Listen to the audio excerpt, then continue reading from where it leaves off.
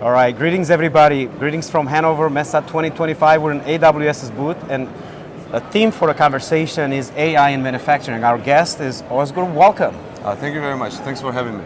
All right, so my first question is around, why is manufacturing still struggling to turn collected data for over last decades into real-time decisions, despite the years of investment in this? Before I come to that, I have to say, I've been coming to this event now for a number of years. And this year, there's a lot of excitement here. So I'll talk about the challenges a little bit, what can be done. But I think this particular year, there's a lot happening and many things are coming to play at the same time. I think the fact that we've been talking about AI, agentic AI, and I'll talk a little bit about that, I think it's all coming together. But when I talk about the challenges in general, there's a lot going on. The one thing that I would like to mention is around there's a big workforce shortage. If you look at during the COVID time, almost 1.4 million workers actually left the workforce, the manufacturing jobs, which have still not been filled.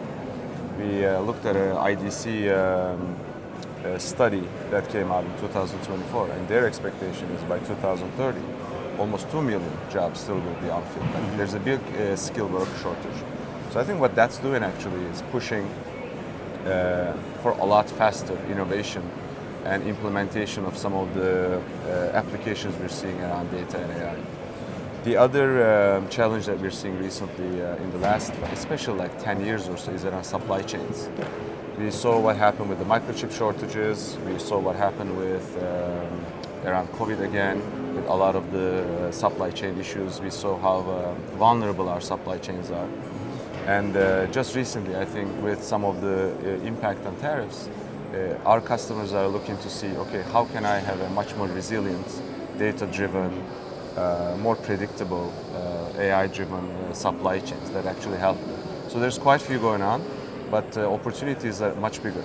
And we'll get to some of the opportunities in just a little bit. I want to stick to the same thing. You touched on workforce retired. You work with a lot of companies that are digital native, and as well as legacy manufacturers. What's one mindset shift that legacy players must make to scale transformation with AI and cloud? I'll give you two. One is, I think what we see is there has to be a very strong leadership mandate coming from the top. I'll give you two examples. About 4 or 5 years ago, one of our biggest customers is BMW in the automotive industry, part of discrete manufacturing. And they had a board level mandate to become a data-driven company. And that wasn't about just databases or IoT or AI. They wanted the whole company to be data-driven. So actually they implemented modern data infrastructure. They cut across a lot of the silos in their company, and they put the data in the hands of their employees, not just technical staff.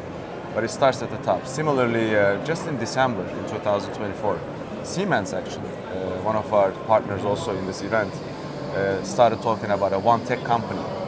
So they again want to cut across their silos, move all their applications to the cloud, leverage AI. So I think there has to be a very strong leadership mandate.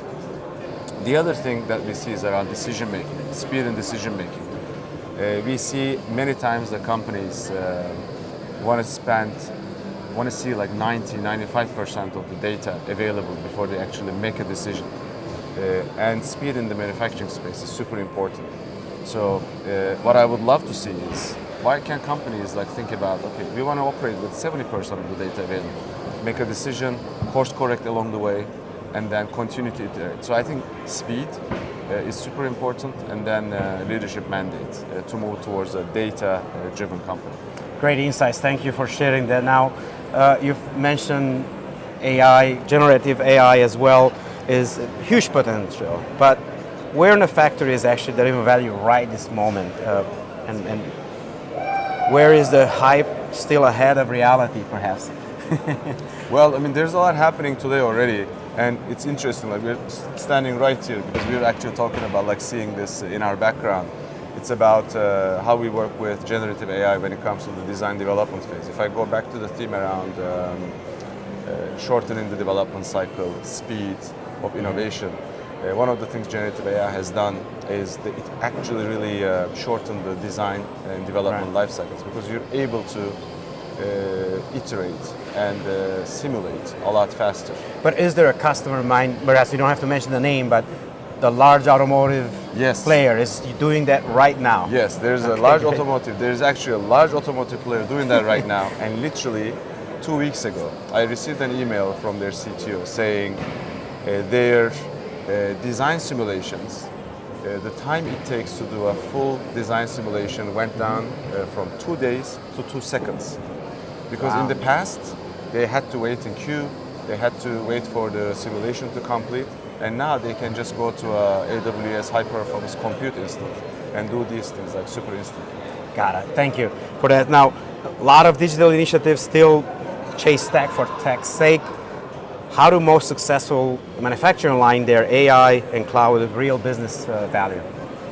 I think one of the most important things that we see here, again, in this show, do you look around, there's a lot of talk about AI, and then the discussion then very quickly becomes, okay, how can we move from proofs of concepts to scale deployments?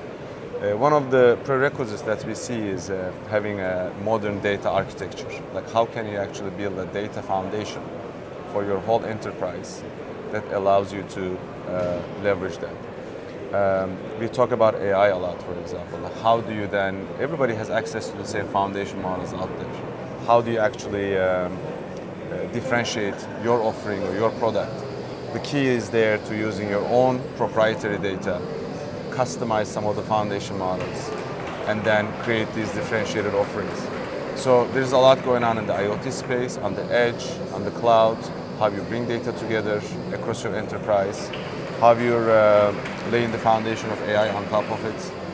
There's a lot of discussion in this show about how some of these agentic AI workflows are coming to fruition. So it's great progress. Thank you for that. Now, looking forward, you said you've been joining Hannover Messe for several years. Maybe fast forward 3 years from now, what are some of the things that you see coming that perhaps the manufacturers aren't quite ready for? So look, I mean, one of the things that I think, I think in general, one of the things that is definitely happening this year is around robotics and humanoids. Like, if I look 3 years later, the interaction between humans and the humanoids in the digital shop floor is going to be fundamentally different. Manufacturers are getting ready for it, but we see discrete applications of it. Sure. I think we haven't really thought about how humans and robots will actually interact together, will essentially pass on tasks to each other, and that human-robot interaction is something that we're still not ready yet, because we know what an individual robot will do, but we don't know how it's going to fit into the wider ecosystem.